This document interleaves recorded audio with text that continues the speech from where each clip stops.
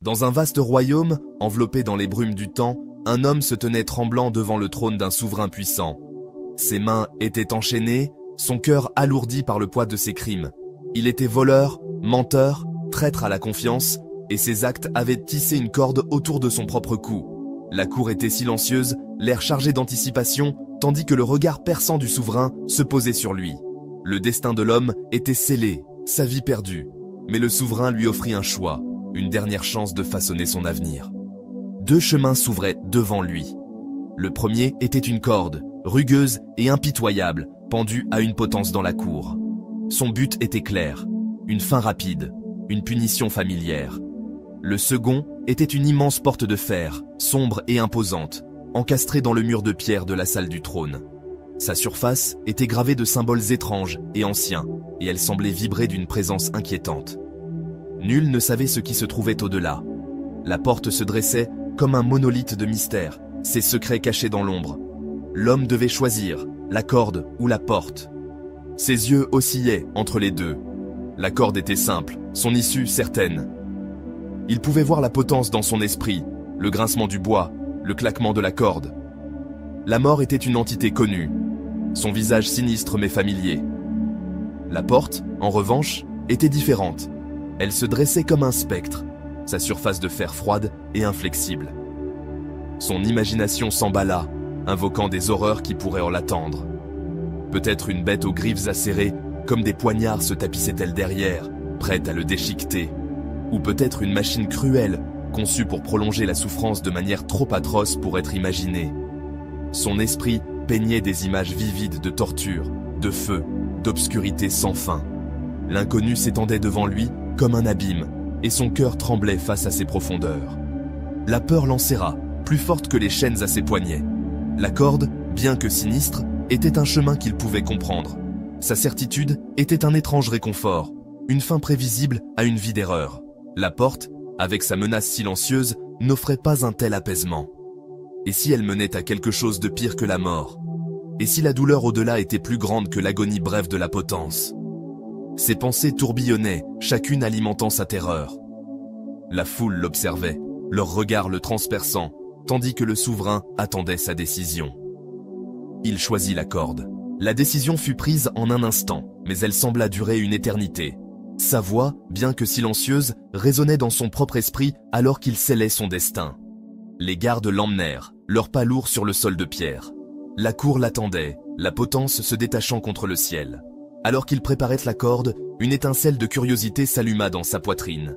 Qu'y avait-il derrière la porte de fer? La question le rongeait, un dernier tourment alors qu'il faisait face à sa fin. Dans un élan de bravoure téméraire, il se tourna vers le souverain, ses yeux implorant une réponse. La réponse du souverain fut simple, mais elle frappa comme un coup de tonnerre. Derrière la porte se trouvait la liberté. Le mot flottait dans l'air, acéré et cruel. La liberté, la seule chose qu'il n'avait jamais vraiment connue, celle que ses choix lui avaient toujours volée. Ses crimes, ses peurs, son refus d'affronter l'inconnu, tout cela l'avait conduit ici, à cet instant, à cette corde. L'ironie était une lame dans son cœur. Il avait choisi la mort parce qu'il craignait le mystère de la porte, parce qu'il ne pouvait pas croire en la possibilité de quelque chose de meilleur. Et maintenant, alors que la corde se resserrait, il comprenait le poids de son choix. Le royaume avait vu beaucoup d'autres se tenir devant cette porte. Voleurs, assassins, traîtres, tous avaient fait face au même choix. Et presque tous avaient choisi la corde. L'ombre de la porte était trop vaste, ses secrets trop terrifiants. Le cœur humain, si prompt à s'accrocher à ce qu'il connaît, reculait devant l'incertitude de ce qui pourrait être.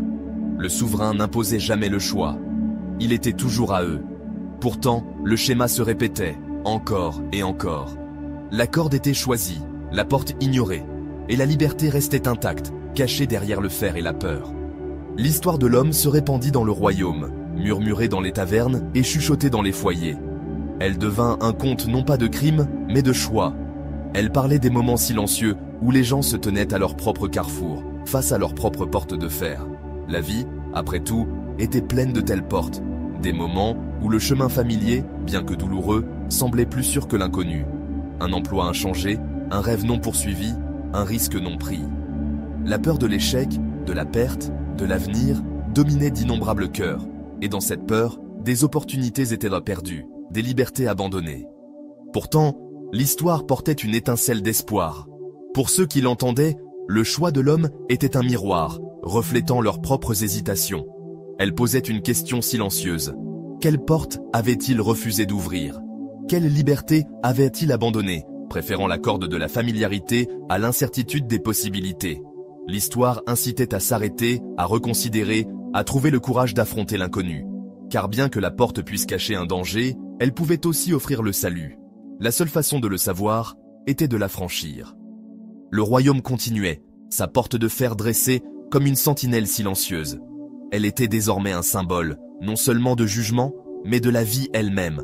Chaque choix était une porte, chaque risque, un seuil. Le destin de l'homme était une leçon gravée dans la pierre. La peur de l'inconnu pouvait enchaîner une âme plus sûrement que n'importe quelle prison. Mais le courage pouvait déverrouiller le monde. Franchir la porte, embrasser le mystère, c'était revendiquer la chance de quelque chose de plus grand.